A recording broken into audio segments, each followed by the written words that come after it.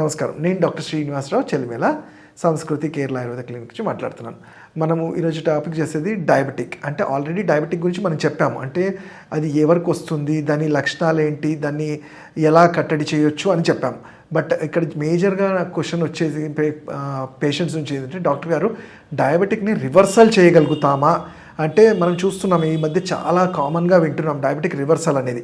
So దీని గురించి నిజంగానే కొంచెం అవగాహన ఉండాలి. ఎందుకంటే ఈ డయాబెటిక్ రివర్సల్ అనే మోజులోనో లేకపోతే అపోహలోనో లేకపోతే అది నిజంగా అయినా కానీ సరిగ్గా దాని గురించి తెలుసుకోకుండా ప్రాణాలను మీద తెచ్చుకుంటున్నారు. కాబట్టి దాని గురించి మాట్లాడదాం. ఎస్, డయాబెటిక్ రివర్సల్ అనేది పాసిబులే. బట్ ఇక్కడ చూసుకుంటే మీరు డయాబెటిక్ అనేది మనము ఎక్కడ దాని కండిషన్, దాని కారణాలు చూసుకుంటే ఒకటి ఎప్పుడు మనం చెప్పుకున్నట్టు జెనెటిక్ ఫ్యాక్టర్ ఒకటి, మన ఆహారం అస్తమూలత అంటామంటే సరైన డైట్ తీసుకోకుండా బాడీకి ఫిజికల్ యాక్టివిటీ లేకపోతే మన ప్యాంక్రియాస్ అనేది దెబ్బతిని దాని నుంచి ఇన్సులిన్ని ప్రొడ్యూస్ అవ్వకపోవడం వల్ల ఇవి చూస్తాం. ఇతరత్ర జబ్బుల వల్ల కూడా ఇవి జరుగుతుంటాయి. ఇది కాకుండా ఇంకొకటి నేను లాస్ట్ వీడియోలో కూడా చెప్పింది ఏంటంటే, కొన్ని వైరల్ ఇన్ఫెక్షన్స్లో లైక్ ఫర్ ఎగ్జాంపుల్ మీరు చూసుకుంటే ఒక 5 years బ్యాక్ మనము కోవిడ్ నుంచి మన ప్రపంచమంతా సఫర్ అయ్యాం. ఈ కోవిడ్లో చూసుకుంటే చాలామందికి చాలా ఆర్గన్స్ మీద ఎఫెక్ట్ పడింది. మనకు తెలిసినంత ఉట్టి లంగ్స్ ఒకటే కాకుండా ఈవెన్ ఎప్పుడూ హిస్టరీ లేని షుగర్ వాళ్ళల్లో కూడా వాళ్ళ డయాబెటిక్స్ అంటే షుగర్ లెవెల్స్ అనేవి ఎలివేట్ అయ్యాయి.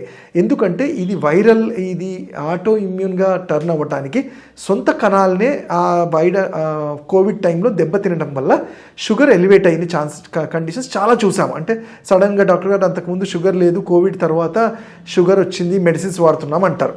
సో ఇలాంటి కండిషన్స్లో ఏవైతే కొన్ని సందర్భాల్లో మనిషి చాలా మానసికంగా ఒత్తిడికి గురైనప్పుడు సరిగ్గా ఫుడ్ తీసుకోలేకపోవడము, స్ట్రెస్, డిప్రెషను, ఇలాంటి కండిషన్స్లో కూడా ఈ షుగర్ అనేది ఎలివేట్ అవుతుంది. అలానే కొన్ని సందర్భాల్లో ఇతరత్ర జబ్బులకు ఏదైనా మందులు వాడుతున్నప్పుడు లైక్ కార్టికోస్టిరాయిడ్స్ అని కానీ స్టిరాయిడల్ మెడిసిన్స్ వాడినప్పుడు దానివల్ల కూడా షుగర్ ఎలివేట్ అయిన కేసెస్ చూస్తుంటాం.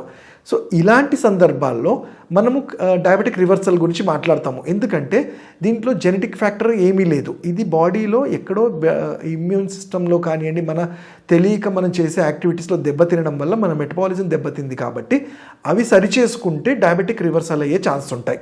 అలానే కాకుండా జనరల్గా షుగర్కి మీరు చూసుకుంటే ఏమి తినకపోతే షుగర్ లెవెల్స్ తక్కువనే ఉంటాయి.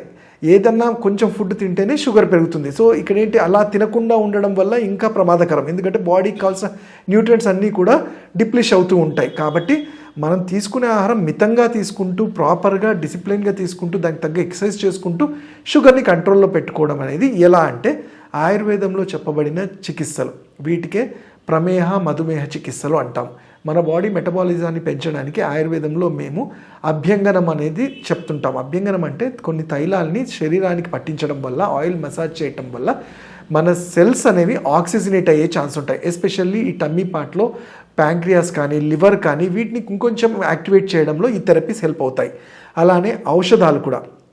ఇక్కడ ఔషధాలు అన్నప్పుడు ఎస్, మెటబాలిక్ ప్రాబ్లమ్కి మెడిసిన్ అనేది ఒక సపోర్టివ్ లాగా ఉంటేనే ఆ మెటబాలిక్ని కంట్రోల్ చేయగలుగుతాం.